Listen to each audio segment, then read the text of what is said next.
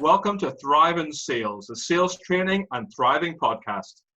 This episode is brought to you by Monkey Pants Productions. Monkey Pants specialise in podcast production and workshops, event hosting, media training, and most importantly, a cup of tea. You can contact them on pete@monkeypantsproductions.co.uk. Hi, I'm Niraj. I'm an interactive sales trainer and one-to-one coach. I get results for small businesses and deliver corporate training to the likes of Barclays, NatWest, Sainsbury's, and Google. I'm the author of 2 best-selling books, Everybody Works in Sales and The Easy Guide to Sales for Business Owners. And I'm Keith. I've sold technology services into large corporates throughout my career, and our sales led one of the largest ever software outsourcing contracts worth over $1 billion. Right now, I'm a sales coach and a mentor to SME businesses, and I'm also a visiting lecturer in professional selling at Aston Business School. And every week, we'll provide strategies to help you generate more sales.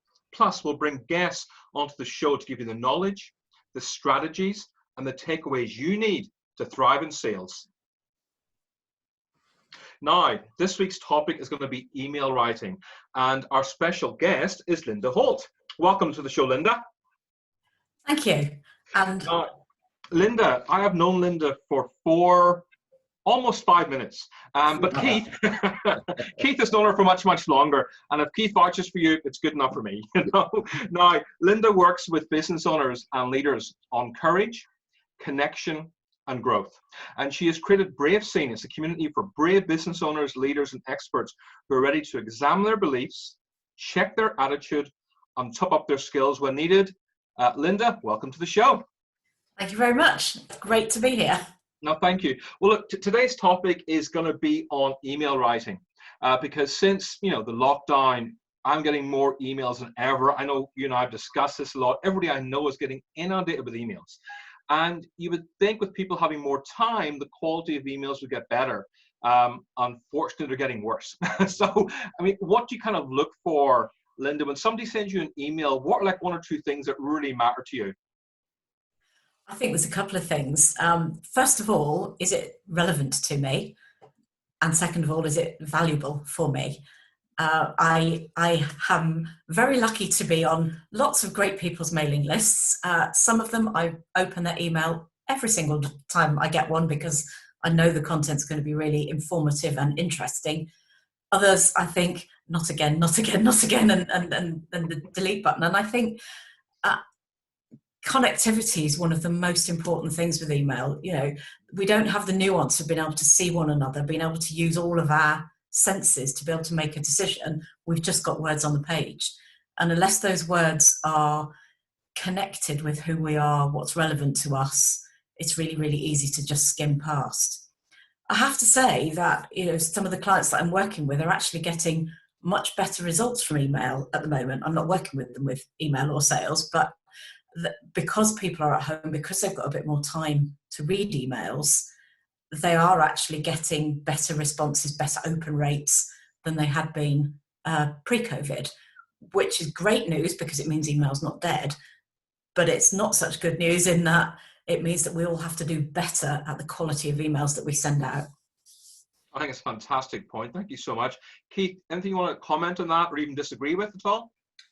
Well, first of all, I hadn't realised that was perhaps a growth industry just now is emailing, but I have to say, from a professional sales standpoint, emailing is the bane of our lives. Mainly because, Niraj, I suspect you come across this. Salespeople, Lynda, will tend to say, do you know what? I'll send them an email. It'll save me calling them, and we'll get into courage a little bit later on. So emailing from a salesperson in a proactive sense can often be an excuse or a mask to hide other behaviours or to avoid other behaviours. But I do agree, we live in extraordinary times, so I'm not surprised to see the world almost turning upside down in certain respects. I thought email was almost dead. It's making a resurgence, but I wonder if it's connected, and you mentioned connectivity earlier. I wonder if it's connected to us all feeling isolated, stuck at home, no real contact with the outside world. And then suddenly, all of a sudden, you get an email from outside your own company maybe and think, oh, someone cares about me. I wonder if there's a dynamic like that going on. I think that's a really good point, isn't it? And as human beings, connectivity is one of our most important primal needs, isn't it? We use isolation as a form of torture because we don't function in silos, we don't function on our own, and we've had to learn in the last few weeks to connect on things like Zoom, to interact over Skype where we might have gone and hugged our loved ones, let alone at work, and to communicate with our clients and customers through medium that are different than picking up the phone or meeting up face to face. Particularly for a lot of small businesses, one of the routes to sale is meet someone for a coffee and get to know them and start to build a relationship, isn't it? Well, that's all gone completely out of the window. And if you're trying to do that on paper, showing my age off, if you're trying to do that on electronic media, that is much more difficult unless you know the rules of the game. And the rules of the game, funnily enough, are exactly the same as if you are having a coffee with somebody.